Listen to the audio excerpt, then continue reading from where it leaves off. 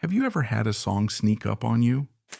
Not one of the loud, bombastic anthems that demands your attention, but a quiet, unassuming tune that seems to just appear. One day you've never heard it, and the next, it feels like it's been a part of your life's soundtrack forever. It's the kind of song that can make you smile on a cloudy day, a melody so simple, so effortlessly human, that it feels less like a composition and more like a captured moment of truth. Today we're going to pull back the curtain on a song exactly like that. A song so perfectly honest it became a number one country smash, and then, in a twist of fate nobody saw coming, found a second life in the hands of the most famous band the world has ever known. But this isn't just the story of a song. That's where things get truly interesting. This is the story of the man who breathed it into existence.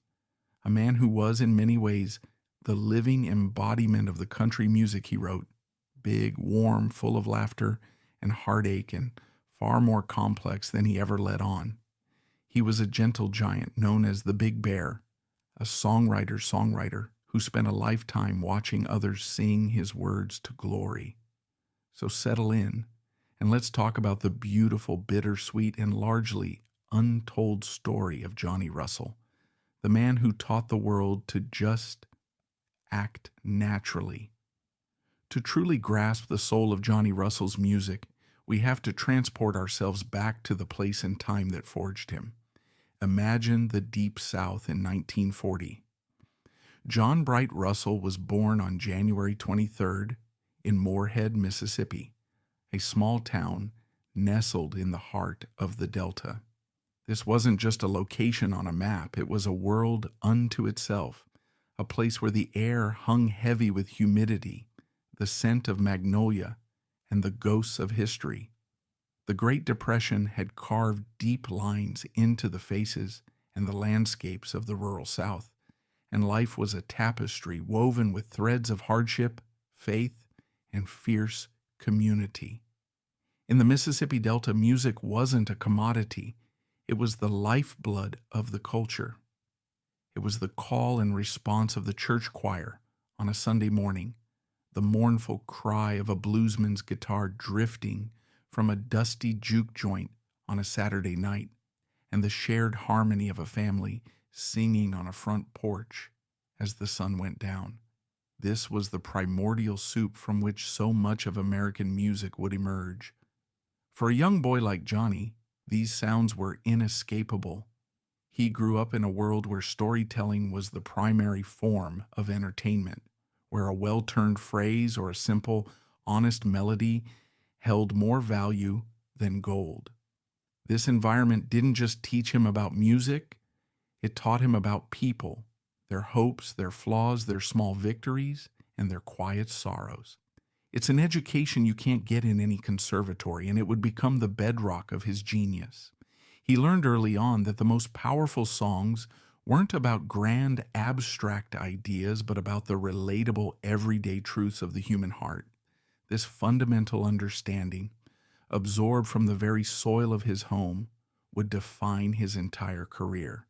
Like so many dreamers from small towns, Johnny Russell felt the pull of a bigger world. He picked up a guitar, learned to shape his observations into lyrics, and began the long, arduous journey of a musician trying to make his mark. The path was anything but glamorous. It was a life of long drives to small gigs, of playing to half-empty rooms, of honing his craft one song, one night at a time. By the early 1960s, this path had led him far from the familiar landscapes of Mississippi. He found himself in California, a place that must have felt like another planet. The sun-drenched optimism and sprawling energy of the West Coast stood in stark contrast to the languid, rooted culture of the Delta. It was here, in this strange new world, that Johnny's life would change forever, not with a bang, but with the quiet ache of a broken heart. He was young, in love, and, as is so often the case, things weren't going his way. He was scheduled to go into a recording session with a fellow songwriter, the talented Vonnie Morrison, but his mind was elsewhere, consumed by romantic turmoil. He confided in Vonnie, telling her he felt transparent, that the girl he was trying to win over could see right through him, see the hurt he was trying so desperately to hide. He felt like he was a terrible actor, unable to conceal his true feelings. Vonnie, in a moment of friendly, practical advice, offered him a simple suggestion. She told him that when he saw this girl, he should just try to act naturally. That was it. Just a simple off-the-cuff remark between friends. But for a songwriter, words are never just words. They are keys that can unlock entire worlds. That phrase, act naturally, struck Johnny like a bolt of lightning. It was perfect. It captured the exact contradiction he was feeling, the impossible task of pretending to be fine when you're falling apart inside.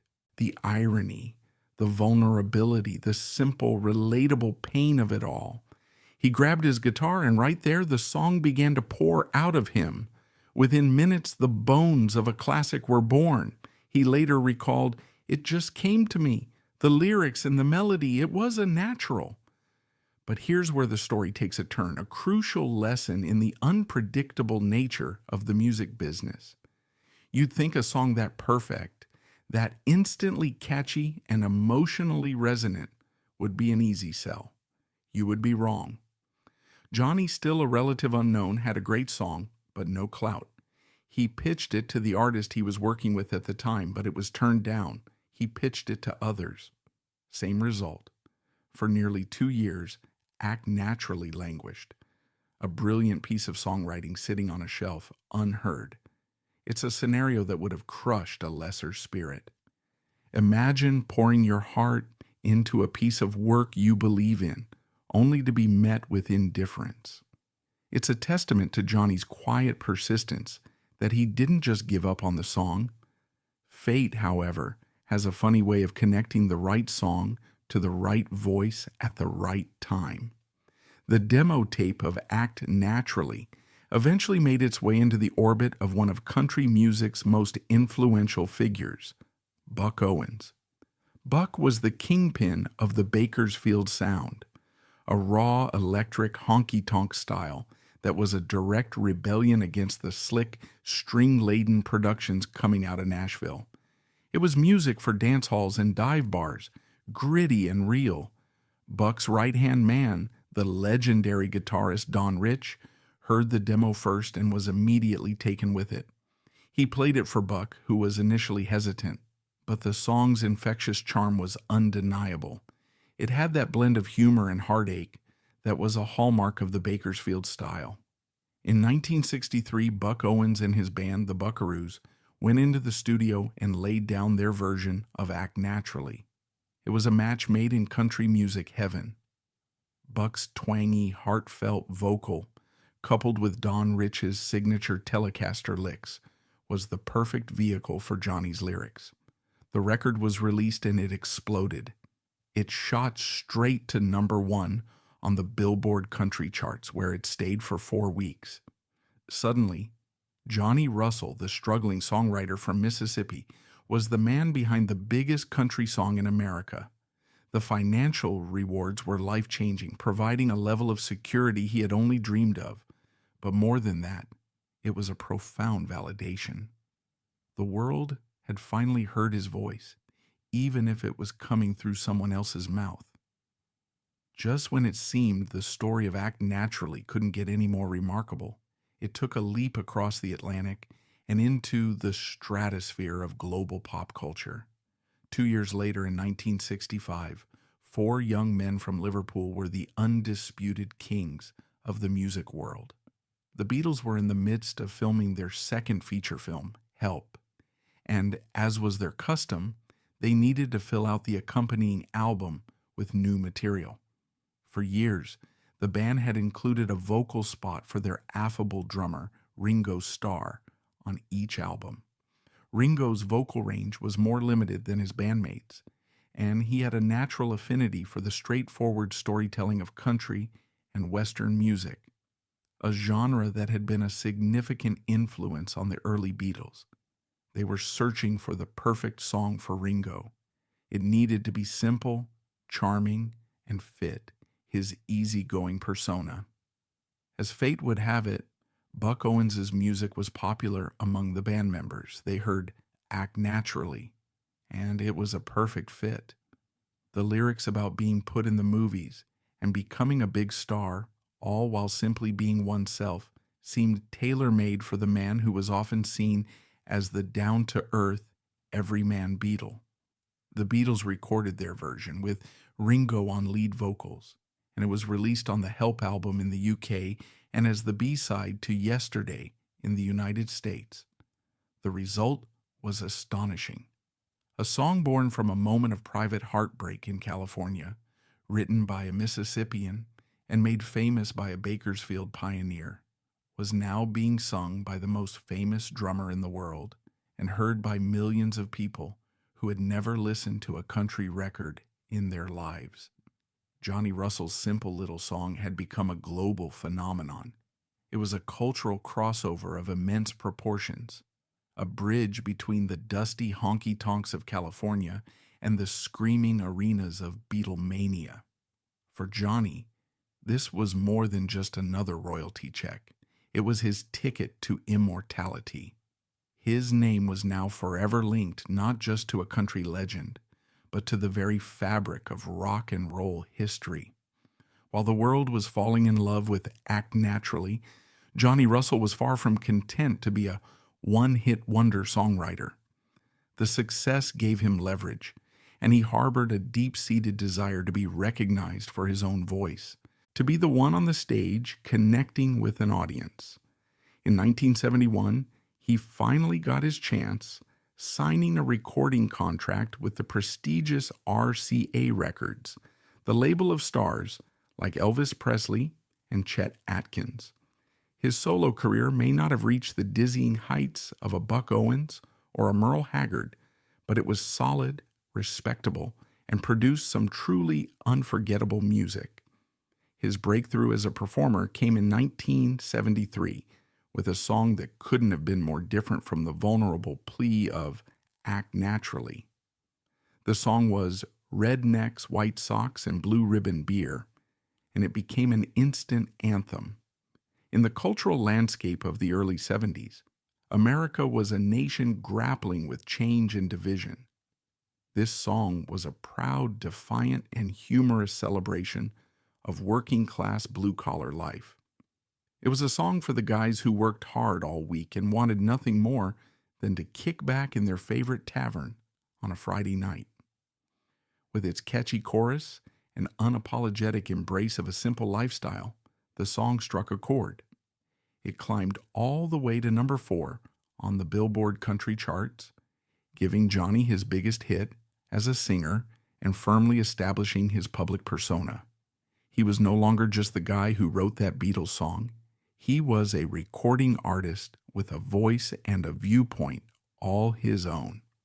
He followed this success with a string of other notable singles that showcased his incredible range as a storyteller. There was The Baptism of Jesse Taylor, a powerful gospel-infused narrative about a local hellraiser finding redemption in the river. It was a masterful piece of storytelling, painting a vivid picture with its lyrics and building to a moving spiritual climax. Then there was the swampy, atmospheric Catfish John, a tribute to a childhood friend, an elderly black man who lived a simple life on the river. The song was rich with the imagery and sounds of his Mississippi upbringing, a beautiful and poignant piece of Americana that demonstrated a depth and sensitivity that his beer-drinking anthem might not have suggested. Through these songs, Johnny proved he could be funny, he could be profound, and he could be deeply soulful. He was a complete artist. For a country musician, there is one honor that stands above all others, a symbol that you have truly been accepted into the heart of the tradition. That honor is membership in the Grand Ole Opry. The Opry isn't just a venue. It's a living, breathing institution, the mother church of country music. To be invited to become a member is to have your name etched alongside those of Hank Williams, Patsy Cline, and Roy Acuff. On July 6, 1985, that sacred invitation was extended to Johnny Russell. It was a role he seemed born to play. On the hallowed stage of the Opry, all the facets of his personality came together. He was a gifted performer, yes, but he was also a master entertainer. Blessed with a quick wit and a natural gift for comedy, he would often have the audience in stitches with his self-deprecating humor and charming anecdotes between songs. He was known for his immense physical presence, which earned him the affectionate nickname, the Big Bear. And that's exactly what he was like on stage, a warm, cuddly, and powerful presence that made everyone feel like they were in on the joke. He could break your heart with a ballad in one moment and have you roaring with laughter the next. He became a beloved and indispensable part of the Opry family, a regular fixture for nearly 16 years. His presence there wasn't just about performing. It was about upholding a tradition of entertainment, community, and authenticity that he had learned on the front porches of Mississippi so many years before. Even as he enjoyed his own success as a performer and Opry star, Johnny's first love remained the craft of songwriting. His mind was a fertile ground for melodies and stories, and many of his greatest creations found their perfect voice through other artists. He became one of Nashville's most sought-after and respected songwriters, a man who understood the architecture of a great country song better than almost anyone. His catalog of hits for others is a masterclass in versatility. He could write with gut-wrenching pathos, as evidenced by Got No Reason Now for Going Home, a song that became a signature hit for the incredible Gene Watson. It's a devastating portrait of loneliness and despair, a man who has lost everything and finds no solace even in the one place that should be a refuge. The lyric is sparse, direct, and utterly heartbreaking, a hallmark of Russell's genius. Then, he could turn around and write a song as sophisticated and elegantly romantic as Let's Fall to Pieces Together, which became a smash hit for the king of neo-traditional country, George Strait, in 1984. The song is a clever, tender invitation to a shared vulnerability, a perfect vehicle for Strait's smooth, understated delivery. It showcased Johnny's ability to write with a timeless, classic sensibility that could fit seamlessly into the modern country landscape, and his work was cherished by the genre's greatest icons. The beautiful, wistful Making Plans was recorded by a stunning array of legends, including Porter Wagoner and Dolly Parton, and later by Graham Parsons and Emmylou Harris. Each version brought a different shade of meaning to the song's delicate melody and poignant lyrics about a love that is destined to remain a dream. To have your songs recorded by such a diverse and esteemed group of artists is the ultimate mark of respect for a songwriter. It proved that Johnny Russell's work wasn't confined to one style or one era.